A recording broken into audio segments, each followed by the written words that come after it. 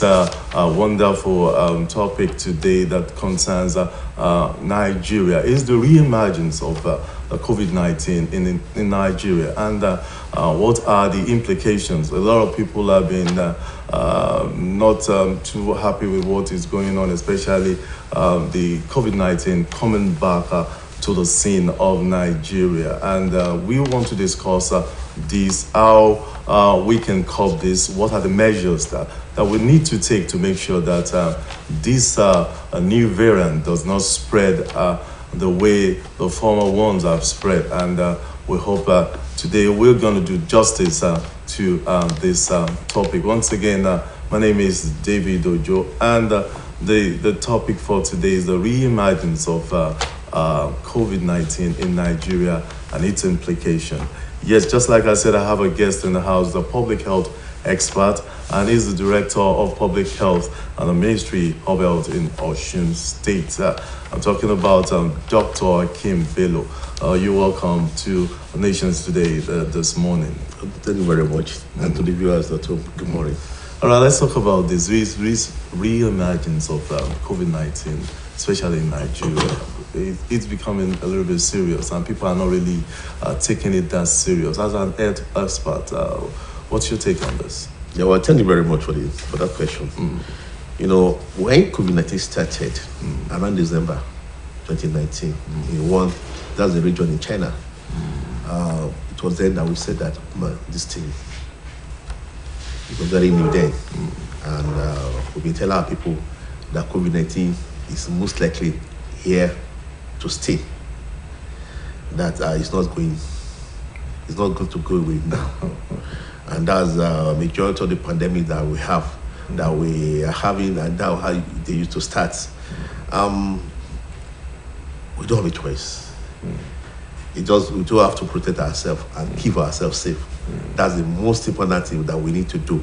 We need to keep ourselves safe and protect ourselves, since we know that it's here to stay. It's not going for now.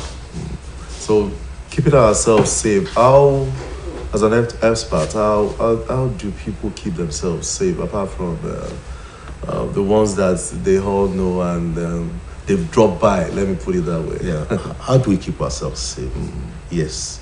The best thing is just to prevent the transmission of the disease, and all of us know how to do those things, like the wearing of the face mask. You know, nobody is wearing face mask nowadays again. We believe that's gone, and we are telling people it's still here with us.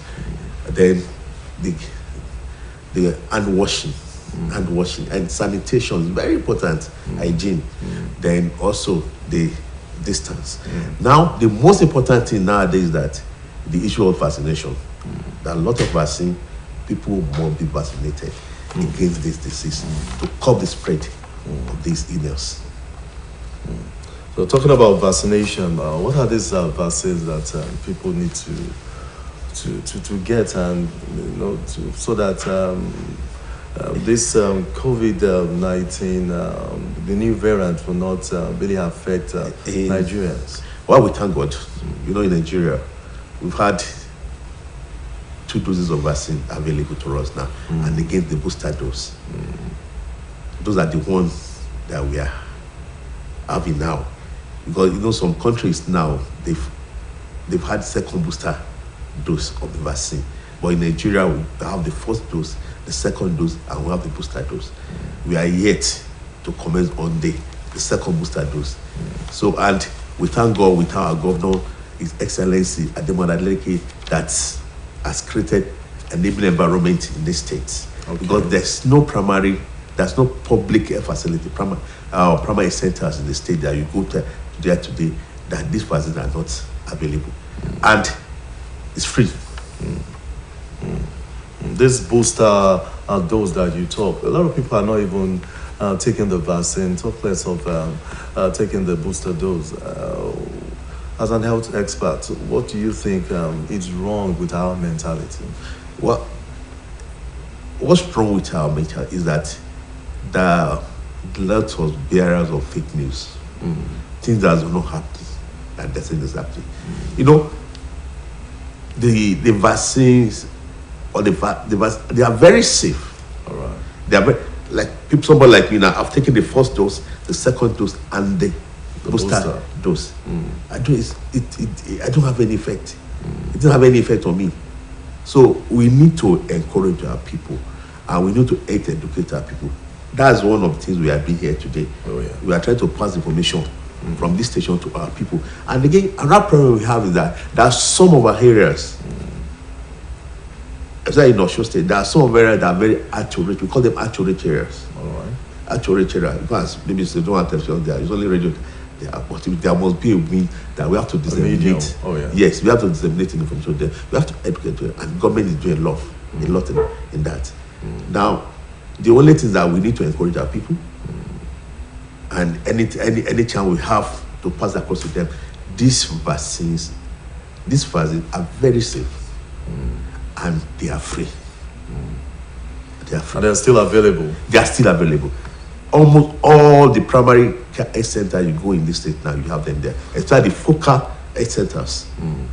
There's this notion that most of these vaccines are expired, and maybe that's the reason why some people are not really.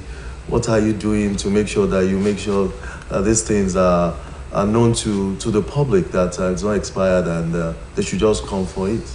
All our people, the aid of all people stay in the state, you are free to ask the health worker.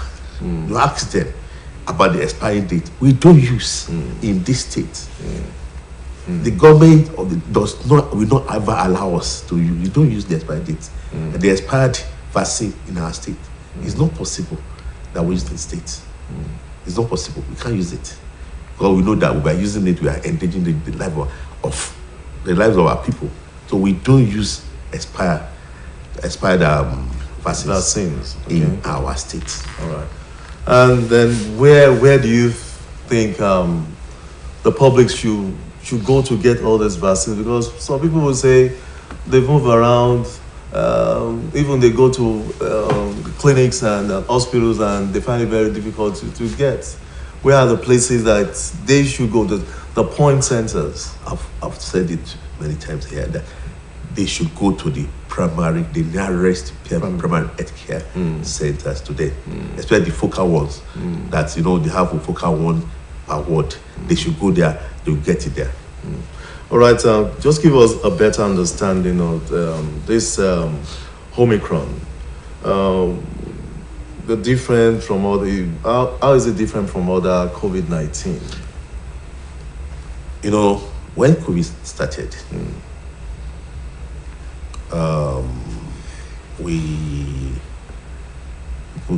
people came down with the disease, and along, if you have any infection, by the time you pass that across the there'll be some